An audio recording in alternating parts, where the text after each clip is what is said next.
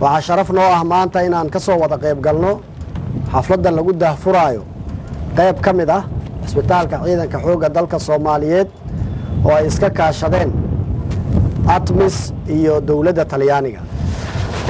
dalka Soomaaliyeed wuxuu ku jiraa dagaal uu kula jiro khawaarijta gaar ahaan ciidamada xoogga dalka Soomaaliyeed geesiyaashoodii ku sigan furamaha maalin walba waxay la kulmaan xaalado caafimaad oo u baahan in laga jawaabo.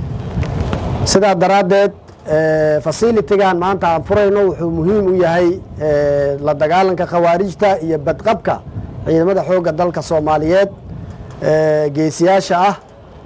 sidaa daraaddeed waxaan rabnaa inaan uga mahadcelinno dawladda Talyaaniga kaalmada ay ka geysatay maaragta dhismaha isbitaalkan. sidoo kale waxaan rabnaa inaan u mahadcelinno ATMIS guud ahaan aan isku soo wada duubo iyada maaragta militarigeeda iyo civiliankeediba sida maaragta qiimaha badan ay uga qayb qaateen.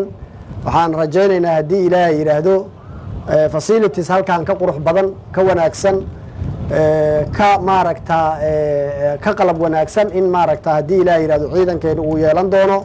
dawladda federaalka Soomaaliyeedna ay maaragta kaalintii ugu muhiimsaneed ka qaadan doonto. dadweynaha kale oo na kaalmeynayna waxaan ka rajaynaynaa waxay karaan inay maaragta isbitaalkaas xoogga dalka Soomaaliyeed ku kabaan. waadna mahadsantihiin.